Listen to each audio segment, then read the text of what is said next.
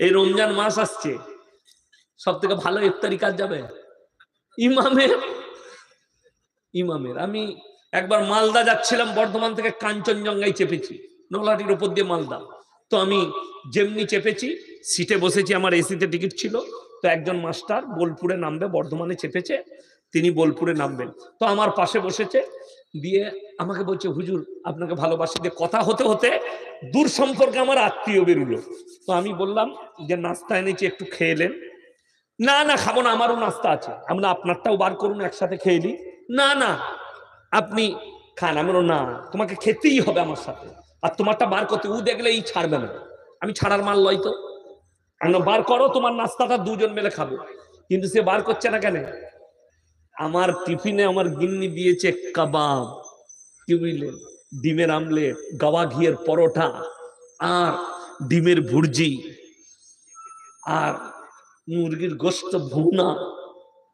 আর সে বার করছে, চাকরি করে, 70,000 বেতন পায়। টিফিনটা বার করলে মুড়ি আর শুষা।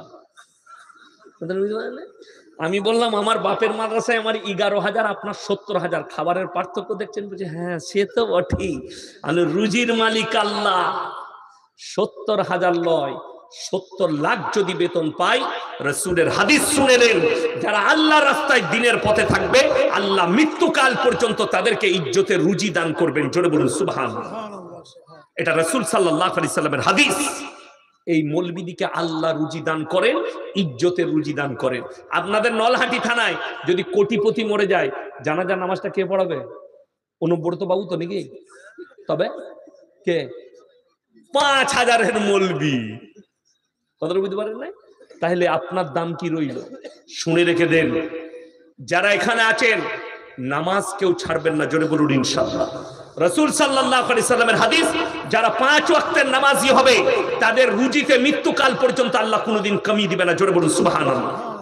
আজকে আমার মারা বেনামাজি, বাড়িতে বরকত নাই।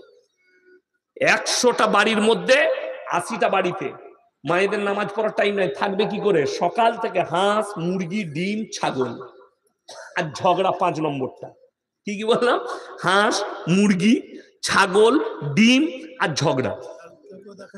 সকালে উঠি আর খুঁজে পাচ্ছে না, পাড়ায় যাকে কি করে গাল দেবো, নিজের যাকে দেউ, নিজের মুরগিকে গাল দিচ্ছে, যে মুনি তুই মরে গেলি না, তুই লড়ির তলায় গেলি না। আর একটা যা মনে মনে করছে, ও তাহলে আমাকেই বলছে। ও তখন নিজের ছাগলকে বলছে, তুই লড়ির তলায় গেলি না, তোর মরণ হলো না। ছাগল আর মুরগি বলছে, আল্লাহ সকালবেলায় আমরা কি করলু? বলে তোরা কিছু করি না, মাল সব ব্যাকিং এ যাচ্ছে।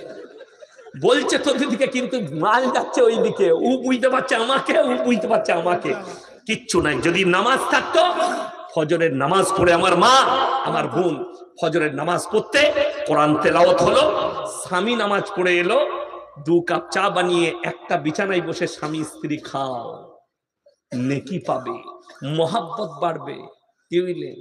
আর ও তো নামাজ পড়ে নাই, সকালবেলায় উঠে মুরগি খাটে চাল দিচ্ছে, আ আ আ আ আ চাল দিচ্ছে। স্বামী বেচারা ফজরের নামাজ পড়ে এসে ঘরে বসে আছে, কই গো চাটা দিবে না? তোমার জ্বলনেই মরলাম, মুরগিগুলোকে খেতে দেবো না? তুমি বুঝো না এটা অবলা জন্তু। আরে খেপি, ওইটা যে বলা, ও তো অবলা, এটা তো বলা। এই তো বলছে আমাকে দে, কিন্তু দিবে না। হাসছেন আপনারা? ঠিক বললাম না ভুল বললাম? এইটাই তো কষ্টের।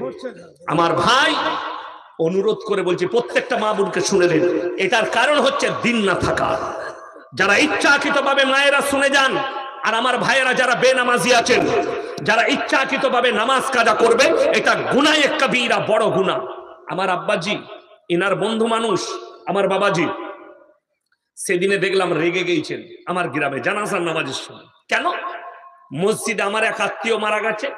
গ্রামে আমাদের লোক মারা গেলে আমরা জানাজায় যাই। তো জোহরের নামাজের পরে জানাজা হবে, মসজিদে জোহরের নামাজ পড়লাম, বেরিয়ে দেখছি 3 কাতার মাল দাঁড়িয়ে আছে, ওগুলো একটাও নামাজি লয়। নামাজিরা পেছনের কাতারে, বেনামাজিরা সামনে। কথাটা বুঝতে পেরেছেন? ঠিক বললাম না ভুল বললাম? বেশিরভাগ জায়গায় নামাজিরা সামনে, বেনামাজিরা সামনে। আচ্ছা, কেউ যদি জানাজার নামাজ ছেড়ে দেয়, গুনাহ আছে? কথা বলে, গুনাহ নাই। কিন্তু কেউ যদি ইচ্ছাকৃতভাবে ফরজ নামাজ কাজা করে, গুনাহ আছে না নাই? বড় গুনাহ।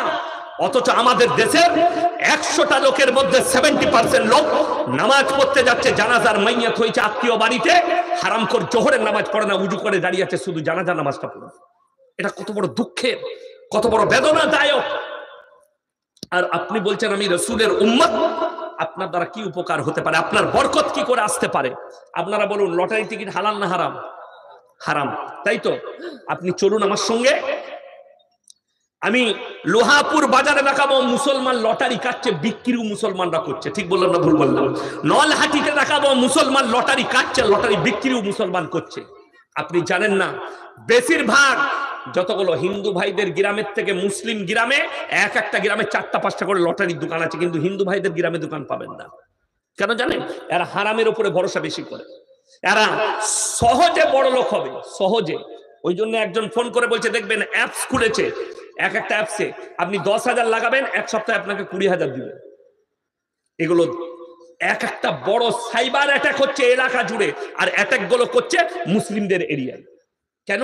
এরা তো সহজে যেন বড় লোক হয়। ওই জন্যই তো বাংলাদেশের একজন চাচা দোয়া করছে, আল্লাহ গো তুমি আমার দোয়াকে কবুল করে নাও, এক ঘর লটারি কেটেছি, যদি 1 কোটি লেগে যায় আল্লাহ, আমি আর জীবনে ঘর থেকে বেরোবো না, মসজিদ থেকে আর বেরোবে না। এই দোয়া আল্লাহর কাছে চাওয়া যাবে? হারাম কাজের জন্য দোয়া মুসলমান চায়। আপনি লটারি কাটছেন, লটারি হারাম, এটা জানার পরে যারা কাটছে তাদের ইনকাম কি করে হালাল হতে পারে? যারা লটারি ব্যবসা করছে তাদের ইনকাম কি করে হালাল হতে পারে? আপনাকে বলে দিই, এই রোডের ওপরে সামনে পলসন্ডা মোড়ের কাছে পাপ্পুদা ধাবা আছে, পাঞ্জাবিদের, তার হোটেলে বোর্ড লাগানো আছে মদ বিক্রি, মদ খাওয়া নিষিদ্ধ, মদ বিক্রি নিষিদ্ধ, নো স্মোকিং, ধূমপান নিষিদ্ধ। আর আপনাকে দেখিয়ে দেবো, চলুন ধুলিয়ানের দিকে যাবেন না, বহরমপুরে মুসলিমদের ছেলে হোটেল খুলেছে, হারামখোর মদও খায় আর মদও বিক্রি করছে, মদও খাচ্ছে, মদও খাচ্ছে, আর কি করছে? মদও খাচ্ছে, মদ বিক্রিও করছে। মদ বিক্রি করা কি? মদ খাওয়া কি? আচ্ছা, যে জিনিসটা খাওয়া হারাম তার বিক্রি কখনো হালাল হতে পারে? হতে পারে না। মুসলমান করছে, অথচ শুনে রেখে দেন আমার ভাই, সে তার সংসারে কি করে বরকত পেতে পারে? আমাদের কাছে কিছুই নেই, আমাদের কাছে কিছুই নেই, কোটি টাকার ব্যালেন্স নেই। মৌলবীদের পোশাকগুলো দেখলেন তো? কথাটা বুঝতে পেরেছেন না পারেননি? অনেকজন বলে, মৌলবী সাহেব ছিটটা কোথায় কিনাবে? তুই যে দোকানে কিনেছিস আমি ওখানে কিনেছি। পার্থক্য পাপের। আচ্ছা, আপনাদের কি মনে হচ্ছে এই বাবাজির চামড়া দেখুন, ইনার বয়স বেশি, ইনারা কচি কাঁচা, আমরা? আচ্ছা, আমার গালগুলো দেখে কি মনে হচ্ছে ফেরেন লাভলি লাগিয়েছি না কোনো ক্রিম লাগাইছি? লাগাই নাই। হ্যাঁ, যাদেরকে দেখে তোমরা পাগল, যাদের তোমরা অনুসরণ করছো, খালি দাড়ি রাখার কারণে আমরা জীবনে দাড়িতে হাত লাগাইনি, যার কারণে আল্লাহ তাআলা আমাদের গ্লেজকে ভালো রেখেছে। শুনে নেন, পুরুষত্ব, মানুষের চামড়া মুখের গ্লেজ নষ্ট হয় দাড়ি চাচলে, দাড়ি চাচলে। এটা আপনাদের জানেন না? এটা বিজ্ঞানের থিওরি বলছে। পাঞ্জাবিদের চেহারায় ওই জন্য গ্লেজ থাকে, তারা জীবনে দাড়ি চাচে না। আর মুসলমান, আমাদের দেশে গাদা হিজড়ে মাল আছে, কি বুঝলেন? ও কি বুঝলেন? এখন আবার দোষও দিতে পারবো না, যদি কোনো ছেলে দাড়ি রাখে নামাজ পড়ার, যদি মেয়েকে বলে না ছেলে নামাজ পড়ে দাড়ি রাখে, বলে দাড়িওয়ালা ছেলেকে আমি বিয়ে করব না, নামাজিকে বিয়ে করবে কাকে? গুটকা খোরকে করবে আর গাঁজাখোর মাতালকে করবে। ও তো মেলা ঘুরবে, ও হারাম কাজে নিয়ে যাবে, হারাম কাজে বাধা দিবে না, ও জিনা করলে বাধা দিবে না, ও বেপরদা হলে বাধা দিবে না। আমার মুসলমান ভাই, আপনাদেরকে অনুরোধ করে বলছি, সবাই হাত তুলে বলুন আজ থেকে 5 ওয়াক্তের নামাজি হবে। জোরে বলুন ইনশাআল্লাহ। হ্যাঁ, হাত তুলেন, তাড়াতাড়ি হাত তুলেন, জোরে বলুন ইনশাআল্লাহ। নামাজ কেউ জিন্দগিতে ছাড়বেন না। আমার যুবক, আমার যুবতী, আমার মা বোন, নামাজ পড়ুন, আপনার বাড়িতে বরকত আসবে। বাড়িতে প্রত্যেকদিন কোরআনের তেলাওয়াত করুন, এক একটা হুরফে 10টা করে নেকি পাবেন। আজকে আমাদের বাড়িতে কোরআন তো রাখা আছে, কোরআনের তেলাওয়াত বাড়িতে হয় নাই। আমাদের বাড়িতে কি আছে? যদি আমরা বাড়িতে রেখেছি তা গান বাজনা, বাড়িতে যদি রেখেছি মোবাইলে সিরিয়াল, টিভিতে সিরিয়াল। আমার বন্ধুগণ, আমার ভাই, জেনে রেখে দিবেন, দ্বীনি শিক্ষা অর্জন করুন, আপনার বাচ্চাকে দ্বীনি শিক্ষা দেন, তা না হলে কিয়ামতের দিনে আপনি বড় বিপদে পড়বেন। আমার ভাইজান, আমি আপনাদেরকে অনুরোধ করে বলে যাচ্ছি, নামাজ জিন্দেগিতে কেউ ছাড়বেন না।